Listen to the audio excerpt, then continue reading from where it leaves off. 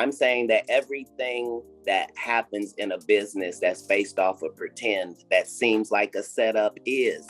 Drake has a rich baby daddy named Lucien and Universal. Amidst the ongoing Kendrick versus Drake feud, Katt Williams swoops in with a reality check, reminding everyone that the true winners aren't the rappers themselves, but the influential figures behind the scenes. Specifically, Universal Music CEO Lucien Grange is the one reaping the benefits. So while the folks are not the newly erupted battle between the rappers, the truth, as always, is hidden from the media's prying eyes, and Lucien's deals with all his artists make him the true winner of the feud. In addition, Yeezy also stirred controversy by insinuating Lucien's significant role in Drake's career. Simmering feud between two of hip-hop's biggest names exploded this week. And while fans are caught up in picking sides, it's the bigwigs like Lucien who are truly laughing all the way to the bank.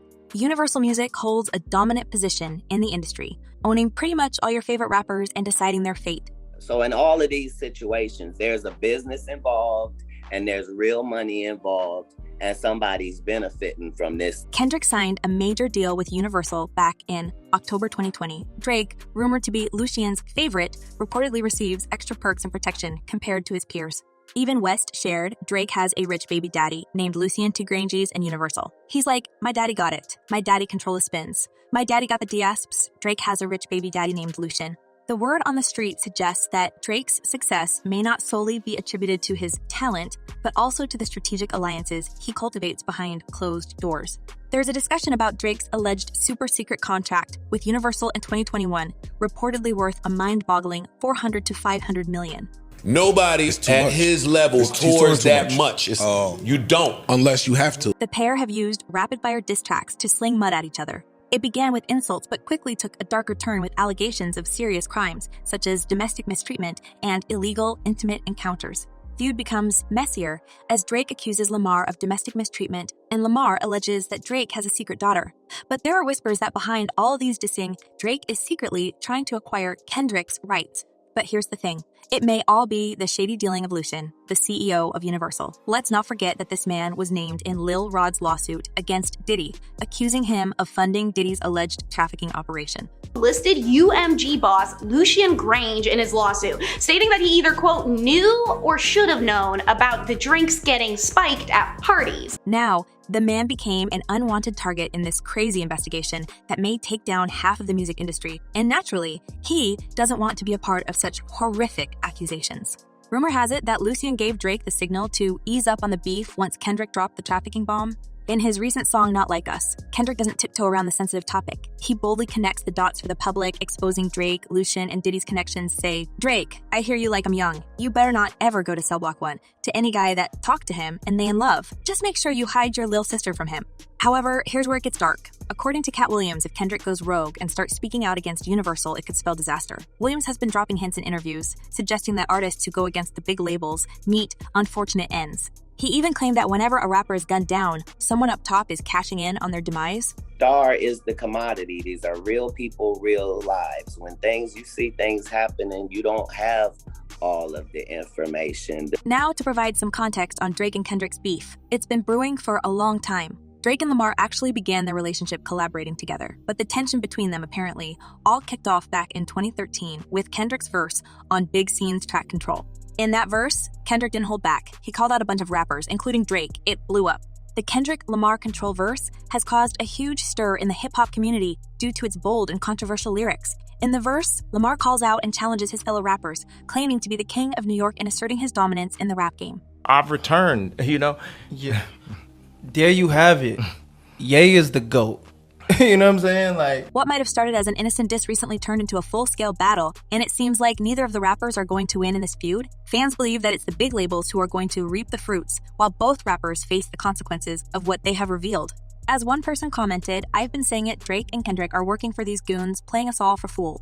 And another user added, you notice who is always behind all the chaos in this world, in business, in government, and behind the divide? You will never guess. Drake and Kendrick have been engaging in subtle jabs and sneak disses in their songs for a while. Lamar, who won the Pulitzer Prize in 2018 for his album Damn, took offense to the idea that he and Drake are on the same skill level. The standout line in Future's song like that is Mother the Big Three. It's just Big Me. The origins of this can be traced to Drake's song First Person Shooter, which was released as part of his album For All the Dogs. During that track, featured guest J. Cole called himself Drake and Lamar the big three of the rap game. The whole, the big best rapper in the game, the big three. They talking about Drake, Kendrick, Cole. However, Kendrick wasn't pleased with being grouped with Drake, so he fired back on like that, dissing Cole and asserting himself as the primary figure. He even compared himself to Prince, highlighting how Prince outlived Michael Jackson. The release of Like That sparked a frenzy, with every rapper seemingly wanting to diss Drake. Initially, Drake claimed he was unbothered and even gave a speech at a gig in Florida. I got my head up high, my back straight, I'm 10 toes down. But Drake was too busy with feuds from left and right to pay attention to what Kendrick was doing. However, when he finally got the chance to diss his industry's opponent, he released a track called Push-Ups, throwing corny lines about Kendrick's height and collaborations.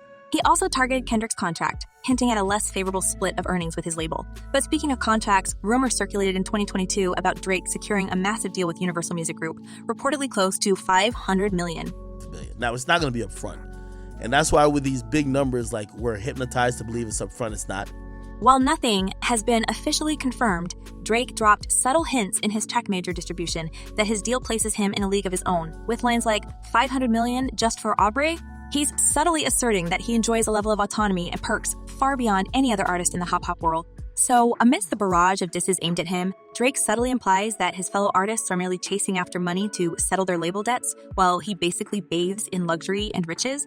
However, this raises a pertinent question. How exactly Drake received such preferential treatment if not through shady dealings with industry elites?